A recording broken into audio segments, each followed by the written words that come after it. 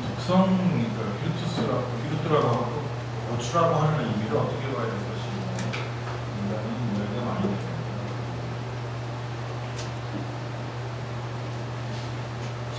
초기 자본주의 시기, 자본주의가 지금 신자유주의 시기까지 나오는 핵심적인 문제의식이나 시장의 자율기능이라고 하는 것입니다. 그리고 시장의 자율기능에서 처음 얘기하는 사람이 아담 스미스 보이지 않는 것입니다. 보이지 않는 손의 핵심은 그냥 가만히 있어도 시장이 알아서 해준다는 것인데, 그것을 기반으로 했던 게 뭐냐면 시장이라고 하는 것은 개인들의 어떤 개인 사익추구라고 하는 어떻게 보면 이블리스라고 하는 것이 있습니다. 사익추구욕이 시장에 들어가면 공적으로 변한다라고 하는 그런 것들이 깔려 있는 거죠. 그래서 사상사적으로 보면 두 가지가 대비가 되는데, 자본주의가 나타나면서 시장을 강조로 해서 개인들의 사악한 일도 시장 속에서 공적인 이후로 나온다는 게 하나가 있고, 그 전부터 계속해서 소고에만 국한시켜 나오는 소고에 계속 나오는 게 비루투스거든요. 사람이 적극적으로 공동체에 복무하면서 올바른 그 모럴 의식이라든지 이런 걸 갖고 해야 좋게 될 수 있다라고 하는 겁니다. 그리고 그것이 버추를 그래서 제가 무슨 시민의식이나 시민덕성은 너무 고프레스럽게 들려서 시민의식이라고 보는 사람이 낫지 않다고 시민버추의 의미가 바로 그런 것이 아닌가 하는 겁니다. 그냥 놔둬서 자발적으로 굴러가지는 않죠. 우리가 어떤 그 복무의식이나 아니면 그것이 앞에 말씀하셨던 그 일본에서 말씀하셨던 지금 그 특히 그 자본주의가 발달하면서 개별화되고 분화되는 분화되고 말씀하신 것처럼 개체로서의 개인들하고 같이 연결되어 있는 공동체 속에서 같이 연결되어 있는 그런 연결되어 있는 삶이라니까. 그래서 아마 봉화라고 하는 의미는 그걸 아마 우리말 가장 큰 고민 중에 하나가 봉화가 참 너무 뜬금없을 수도 있더라고요. 학기에서만 사용되는 것 같은데 쉽게 풀이하면 또 너무 쉬우면 또 문제도 생기는데요. 이 더불어 사는 삶이 아닌가 하는데, 그 더불어 사는 삶의 핵심은 서로 배려를 하고 서로 그 생각하면서 사는 것이 아닐까 하는 생각을 너무 쉽게 말씀드리니까 거기 핵심은 사실은 버추죠. 그래서 저는 그 공화의 그 깊은 실버추라고 하는 그 핵심적인 가치가 사실 이 변호사님께서 핵심적인 것을 질문해 주셨는데, 이런 상업, 특히 상업사회에서 자본주의가 극도로 발달하는 신자유 시기에 오히려 국가를 강조하는 쪽으로 나오긴 하죠. 그것보다도 시민들의 자발적인 시민의식을 개발하고 교육하고, 그래서 교육이 강조가 되는 그런 식으로 나가지 않을까 정하지. 네, 감사합니다. 저도 로마 산업공부하고 공부를 들으면서 정말 느낀 게 많습니다. 세 분 지금 발표가 들었는데 저도 한번 짧게 말씀을 드리겠습니다. 저는 이런 고민을 해봤습니다.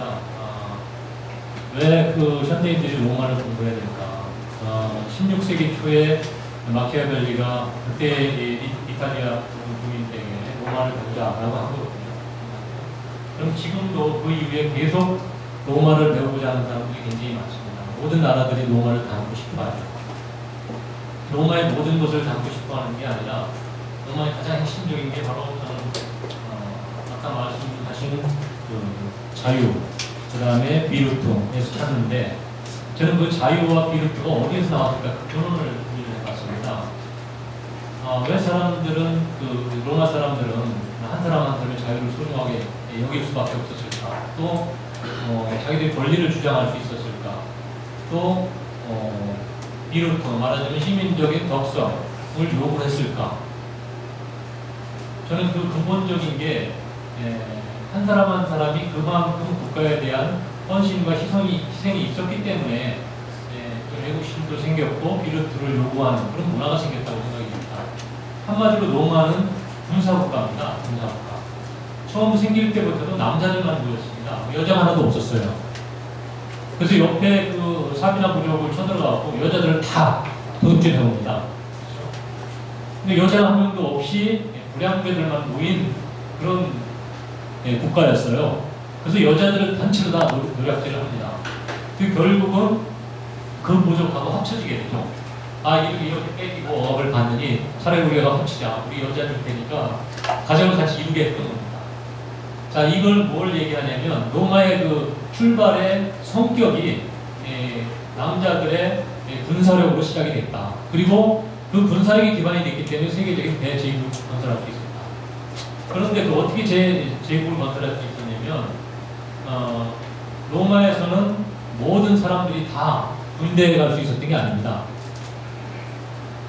군대에 가고 싶어도 갈 수 없는 사람들이 있었거든요. 군대는 아무나 못 가는 거였어요.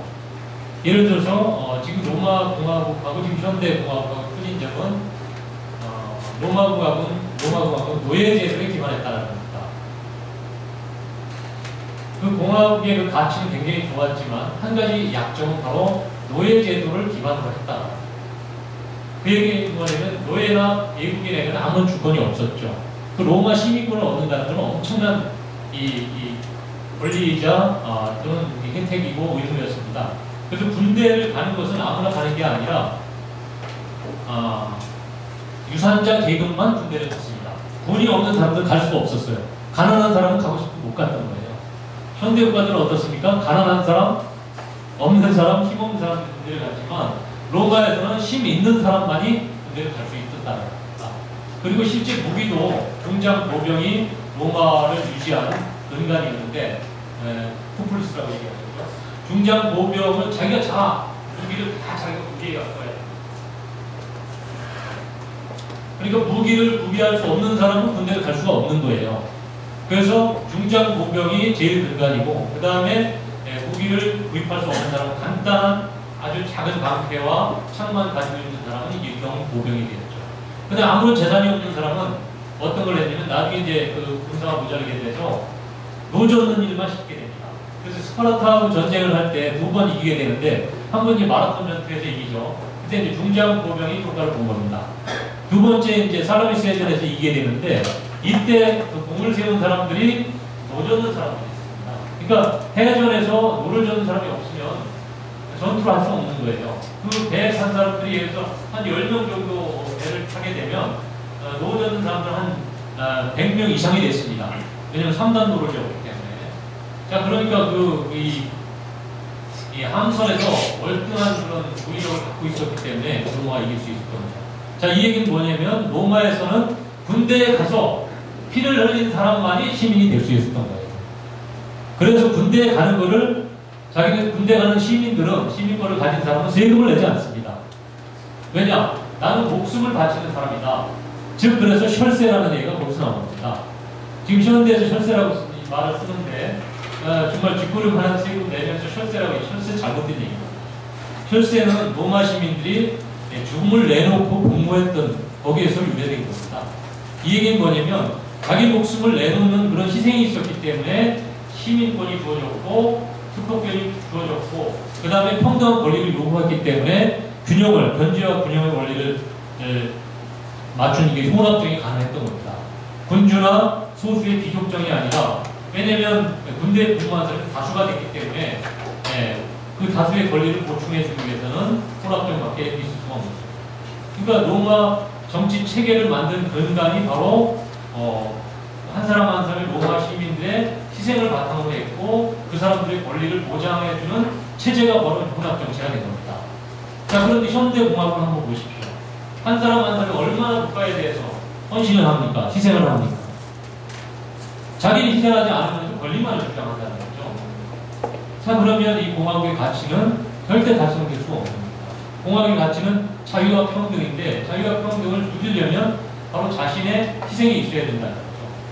그 희생을 하고자 하는, 그 희생을 감당하고자 하는 그런 자세를 바로 이제 심리적 각성, 비루트라고 얘기하는 겁니다. 영어로는 버튜, 이제 이탈리아어로 비루트라고 얘기하는 겁니다. 근데 과연 우리 현대 민주주의 국가에서 그러한 비루트를 가진 사람, 시민 의식, 시민 덕성을 가진 사람이 있냐 하는 거죠. 자기 책임을 다하지 않으면서 권리만을 주장한다면 이건 공화국이 될 수가 없습니다. 또 부패한 나라에도 공화국이 될 수 없죠. 즉 저는 시민 의식을 가진 사람들이 있는 나라, 또 부패하지 않는 나라, 이런 나라만이 자기 희생을 할 수 있는 나라만이 공화국을 만들 수 있다라는 그런 조언을